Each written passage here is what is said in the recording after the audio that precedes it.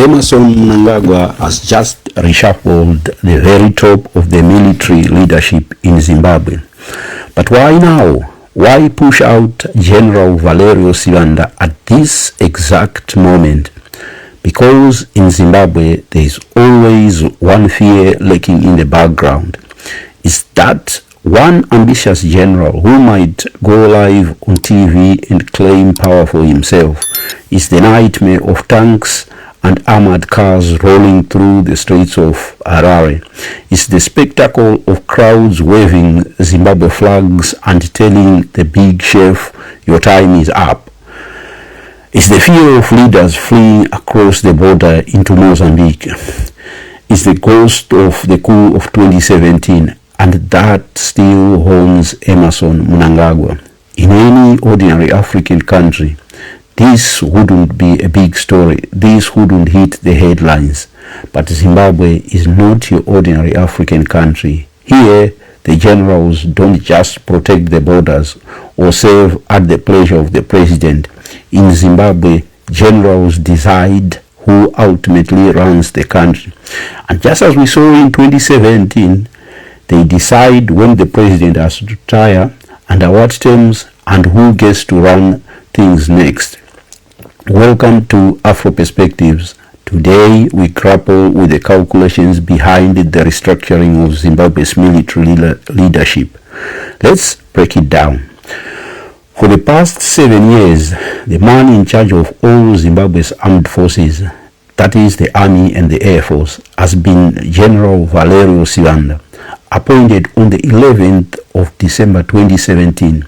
He is now aged 70 and he officially retires today, the 24th of November.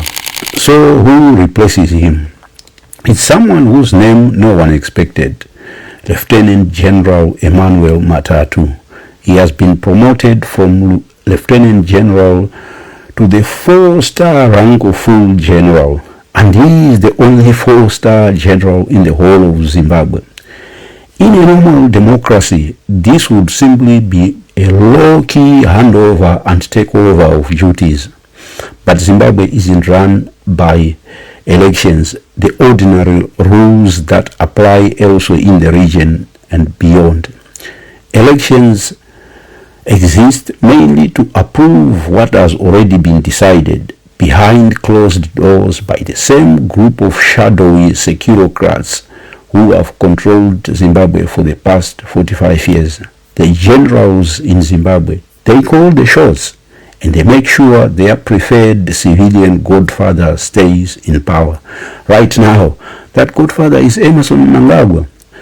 The general's job, their brief, is to keep Emmerson Mnangagwa safe from rivals inside his own party ZANU-PF, especially that former general, Constantino Chiwenga, and from what remains of the opposition, which, let's be honest, is dead and buried. Sengezo Shalangu has made sure of that, so there is no threat from the civilian sector, from the opposition. So why Matatu? On paper, he has a solid set of credentials. He commanded a brigade during the Second Congo War. He served as Director General of the Public Relations at Defense HQ. And most important of all, he is a veteran of the armed struggle of the 1970s. So he is the right man for the job. But just wait, that's not what got him the job. What really matters here, at least at this point in time, is where he comes from. The Midlands province, Mnangagwa's home turf. Mnangagwa has spent the past 7 years filling every key position, left, right, and center, in the military, in the civil service, and the intelligence services, with people from his own home province, his own backyard. Mnangagwa, Azaza Urumende Nema Vitori. There is no running away from that. Under Mugabe, it was the Zezurus. Now we have the Karanga elite. It's loyalty from the villages, it's loyalty by geography. And that is putting it mildly. Mnangagwa fears a coup, and he has made sure he has his back covered This is coup-proofing, if I might use that fancy term. Taguirey is now in the Central Committee of the ruling party ZANU-PF. He is loaded. He is Mr. Moneybags, and he will make sure the dollars keep flowing to Mnangagwa. But that is not where the story ends. Here is the twist. Sibanda is 70 and he is retiring. Matatu, his replacement, is aged 73. Some people say Matatu is actually older and that the number 73 is simply a footballer's age to sell his appointment to Zimbabweans. The new commander of the army, that is the man heading the Zimbabwe National Army, is Walter Tafumanei. This is the second other important appointment. And this is where things get interesting. Tafumanei retired as a colonel back in 2005, out of the military, and he was gone. Then suddenly, boom, he reappears in 2023, not in uniform, but as Deputy Director General of the feared CIO, Zimbabwe's intelligence agency. But not just any CIO officer. He was the mastermind behind Forever Associates Zimbabwe, that secretive FARS organization, the shadowy group accused of coordinating military officers, intelligence agents, and war veterans into intimidating villagers into voting for Mnangagwa in the past 2023 elections. So now Mnangagwa has two men he can absolutely depend on. Matatu at the very top, head of the Zimbabwe Defense Forces, then Walter Tafumanei as head of the Zimbabwe National Army. Together they form a defensive shield around the presidency. With his two homeboys in charge, Mnangagwa can afford to sleep easy.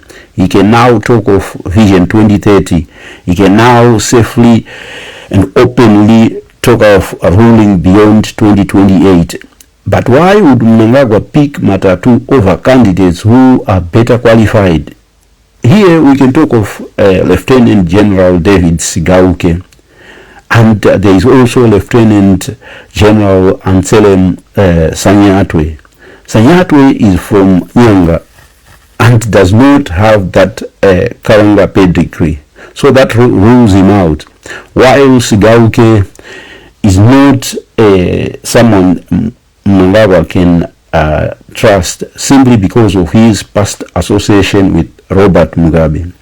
The late Simon Muzenda used to say, "Chero tikaisa gudo, munovotera gudo iroro." Now, this explains the Matatu appointment. Even if there are better candidates out there, it's what the king has chosen, and we just have to live with it. In Zimbabwe, being good or even the best at what you do doesn't matter. It doesn't count. Loyalty does. This reshuffle is not just a military event. It's a political strategy.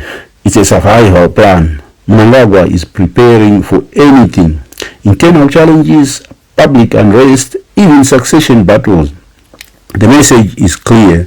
Power in Zimbabwe still flows through the barracks, not the ballot box. Sibanda, however, is unlikely to disappear. He might actually retain in a political role, perhaps even as a future vice president. So you have Taguirey now in ZANU-PF Central Committee, and then you have Valerio Sibanda, another homeboy, waiting to take over the number 2 post in the presidium. The lineup is complete. It's thank you for now, and see you later. Thank you. Bye.